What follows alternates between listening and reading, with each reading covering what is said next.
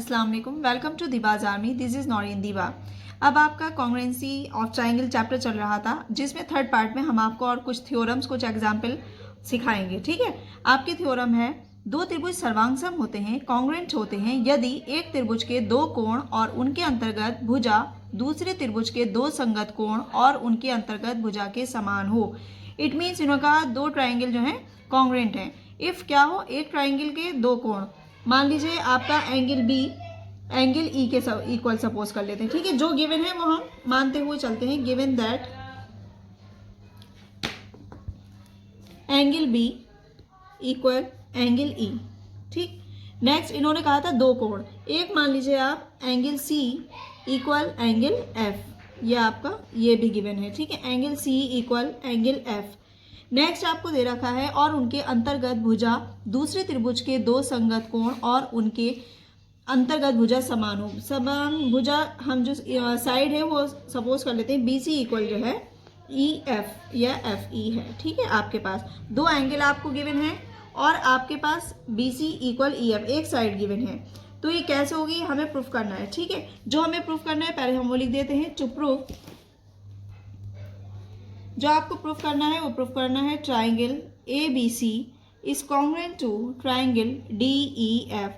ये त्रिभुज इस त्रिभुज के सर्वांग है। ठीक है, कैसे है हम प्रूफ करेंगे प्रूफ लेकर चलते हैं।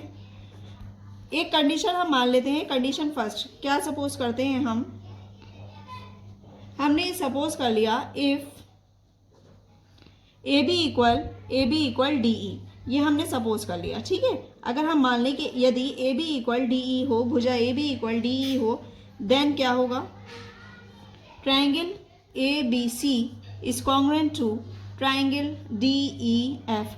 किससे होगा, साइड एंगल साइड से, क्योंकि देखिए ये हमारे पास था।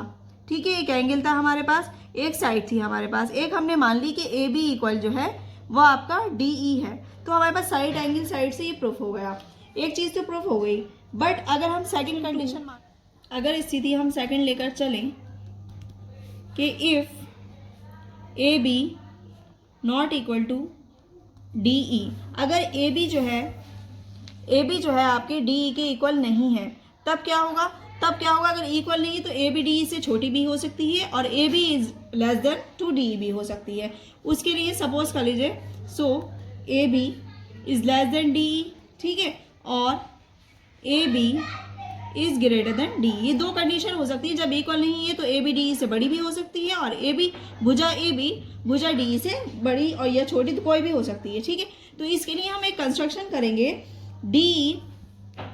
डी पर मैंने कोई पॉइंट जी ले लिया। ठीक है, जी इस तरह से लिया कि जी इक्वल क्या हो गया आपका, जी इक्वल ए बी हो गया। मैंने कोई पॉइंट सपोज कर लिया है, तो आप लिख सकते हैं यहाँ पर, आप लिख देना डी पर कोई पॉइंट जी इस प्रकार लिया या इस तरह लिया, जैसे आपकी इसी लैंग्वेज में लिख लो। ठीक है, कि क्या है, G E equal A B है, साइड जी ई जो है वो साइड ए बी की इक्वल हो गई। इफ आपने अभी सपोज किया था A B is less than to D E, भुजा ए बी छोटी है डी ई से, तब क्या होगा, देखिए भुजा ए बी जो है छोटी है किससे, जी ई से, तो जी पॉइंट जो होगा वो डी ई पर ही होगा। ठीक है, जी पॉइंट जो है कहाँ पर है, डी ई पर है। और ये आप लिख देंगे कि यदि A B is less than to D E, then point G जो है रेखाखंड या लाइन सेगमेंट कुछ भी बोल सकते हैं आप। ठीक है, रेखाखंड डी ई पर स्थित होगा। ठीक है, ये आपने तब कंडीशन मानी है जब ए बी छोटा है डी से। इफ नेक्स्ट कंडीशन अगर आप लेंगे A B is greater than D E. ठीक है, अब आपने माना है बड़ा है किससे, डी ई से, तो आपके लिए एक ये फिगर आएगी कि तो क्या होगा, पॉइंट जी जो होगा ई डी को बढ़ाने पर होगा, क्योंकि जाहिर सी बात है जब भुजा बढ़ रही है तो इसे हम एक्सटेंड कर देंगे, यहाँ से लाइन एक्सटेंड कर देंगे ई डी को, तो जी पॉइंट यहाँ कहीं होगा। ठीक है, तो हम लिख सकते हैं पॉइंट जी रेखा या लाइन ई डी को बढ़ाने पर मिलेगा। ठीक है, तो हमने क्या किया पॉइंट और जी को एफ से हमने मिला दिया, ठीक है। अब मेरे पास जो ट्राइंगल बन गया वो बन गया GEF। अब मैं GEF और ABC की बात करूंगी, ठीक है। इन दोनों में देखूंगी क्या कॉन्ग्रुएंट है नहीं है, ये चीज लेकर चलेंगे, ठीक है। मैंने GF को मिला दिया, ठीक है, ज्वाइन G to F, ठीक है। अच्छा, अब हम क्या करेंगे, इन ट्राइंगल किस में लेंगे, इन ट्राइंगल्स ABC एंड GEF। इन दो ट्राइंगल में देखिए ABC और GEF ट्राइंगल में मैंने लिया। आप देखिए AB इक्वल GE, ये आपके पास इक्वेशन फर्स्ट से आ गया जो मैंने अभी ये किया था, ठीक है। इसे इक्वेशन 1 सपोज कर लीजिए क्योंकि मैंने एक पॉइंट सपोज किया था GDE पर, तो वो दोनों इक्वल थे, ठीक है। उसके बाद आप देखिए इधर एंगल B किसके इक्वल होगा, एंगल E के। Angle B equal angle E, ये हमारे पास गिवन था, ठीक है। उसके बाद BC इक्वल EF, ये भी क्या था हमारे पास, गिवन था। भुजा BC जो है EF के इक्वल है, ये भी मेरे पास क्या है, गिवन है, ठीक है। ये फ्रॉम फर्स्ट से लिख लीजिए, जो जो आए जहां से वो हमें बताना जरूरी होता है कि ये हमें कैसे मिला है। इस तरह से मेरे पास triangle ABC is congruent to triangle GEF। जो त्रिभुज ABC है वो किसके कॉन्ग्रुएंट हो जाएगा, GEF के। त्रिभुज GEF के सर्वांगसम हो जाएगा, ठीक है। जब ये सर्वांगसम होगा तो एंगल C हम कह सकते हैं, एंगल C जो है GFE के इक्वल होगा, ठीक है।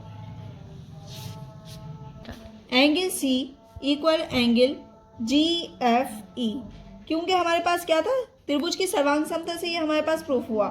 तो एंगल C मैं लिख सकती हूँ एंगल F, और angle F equal angle DFE। अब देखिए कैसा, angle C equal angle F, तो पूरा अगर हम एंगल लेंगे एंगल DFE, ठीक है, DFE इस तरह से हम लिख सकते हैं इसे, ठीक है।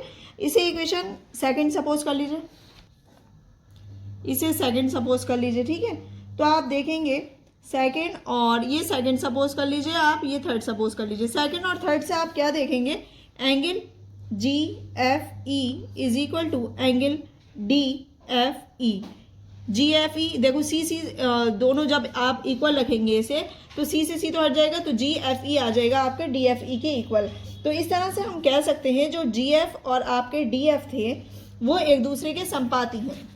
बोलिए, GF और आपका DF संपाती मतलब क्या होते हैं, कोइंसिडेंट कर रहे हैं, ये एक ही रेखा है, अलग अलग नहीं है। हम अलग अलग पॉइंट, बिंदु, रेखा इसलिए लेकर चले थे देखने के लिए कि ये ट्राइंगल कॉन्ग्रुएंट बन रहा है या नहीं, इसके एंगल समान हो रहे हैं या नहीं। इसलिए हमने ट्राइंगल के अंदर एक पॉइंट लिया था रेखा पर, इस रेखा पर, और एक लिया था रेखा के बाहर। जब हमने AB ग्रेटर मानी थी और AB लेस देन मानी थी, किससे आपने मानी थी, DE से, ठीक है। तो इसलिए हमें क्या प्राप्त हुआ कि ये दोनों रेखाएं जो हैं वो एक ही हैं। आप इधर बिंदु सपोज कर लें या बाहर सपोज कर लें, एक्सटेंड करके दोनों रेखाएं एक ही हैं। तो आप यहां लिख सकते हैं कि GF और DF एक दूसरे के क्या है, कोइंसिडेंट कर रहे हैं, संपाती हैं, आप लिख देना, ठीक है। तो यह आपका हो जाएगा G एंड D जो है एक ही पॉइंट है, एक ही बिंदु है, इसे हम कह सकते हैं एक ही बिंदु है। सो आपका triangle ABC is congruent to triangle DEF। इस तरह ये आपका कॉन्ग्रुएंट प्रूफ हो गया, ठीक है, प्रूव्ड लिख सकते हैं आप। नेक्स्ट थ्योरम हमारे पास है एंगल साइड। ये कैसे प्रूफ करेंगे, मतलब जो दो एंगल और एक साइड हो, यदि दो त्रिभुजों में एक त्रिभुज के दो कोण और कोई सी एक भुजा जो कोणों के आंतरिक ना हो, ठीक है, दूसरे त्रिभुज के दो संगत कोण और एक संगत भुजा के समान हो तो दो त्रिभुज सर्वांगसम होते हैं।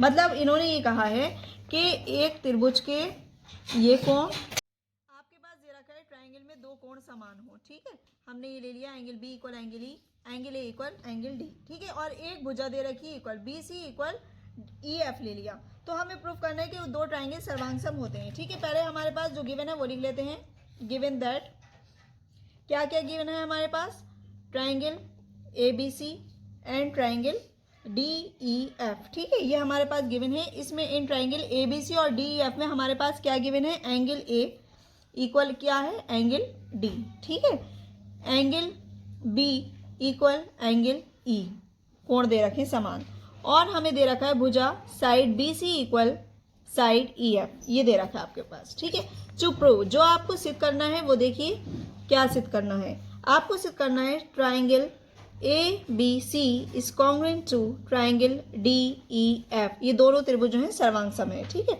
अब प्रूफ लेकर चलते हैं, इसकी उत्पत्ति लेकर चलते हैं कि हम इसे कैसे प्रूफ करेंगे। सब लोग जानते हैं sum of all angles of triangle is equal to 180 degree. So angle A plus angle B plus angle C equal 180 degree हम लिख सकते हैं। ठीक है, angle D plus angle E plus angle F equal 180 degree. आप इसे equate कर सकते हैं। इक्वेशन 1 और 2 को जब आप इक्वेट करेंगे तो angle A plus angle B plus angle C equal angle D plus angle E plus angle F। ठीक है, अच्छा आपने अभी ये आपको गिवन था एंगल A इक्वल, ये सब आपको गिवन है। ठीक है, तो angle A equal angle D था, angle A equal angle D, angle A के प्लेस पर एंगल D रख दें या एंगल D के प्लेस पर एंगल A रख दें, दोनों इक्वल है तो ये कैंसिल हो सकते हैं। ठीक है, angle B equal angle E था, एंगल B ये दोनों इक्वल हैं तो कैंसिल हो सकते हैं। ठीक है, angle C equal angle F बचा ये आपके पास, angle C equal angle F, जो कि आप इसे सपोज कर लीजिए अभी इक्वेशन 3। अब देखिए इन ट्राइंगल जो आपके पास थे triangle ABC and in triangle DEF, इस ट्राइंगल में आपके पास था angle B equal angle E और BC साइड थी BC इक्वल EF। ठीक है, ये गिवन था आपको, दोनों चीज़ें गिवन थी आपको। ठीक है, और आपने angle C equal angle F यह भी आपने प्रूफ किया है पीछे। ठीक है, तो इस तरह से आपके पास एंगल साइड एंगल प्रॉपर्टी से आपके पास कॉन्ग्रुएंट हो गया triangle ABC is congruent to triangle DEF। दो कोण एक भुजा से आपका सर्वांग सम प्रूफ हो गया, एंगल साइड एंगल कॉन्ग्रुएंसी। ठीक है, आप इसे लिख सकते हैं प्रूफ्ड। इस तरह से आपकी ये थ्योरम कंप्लीट हो गई। अभी और थ्योरम से जिसे हम नेक्स्ट एपिसोड में आपको दिखाएंगे।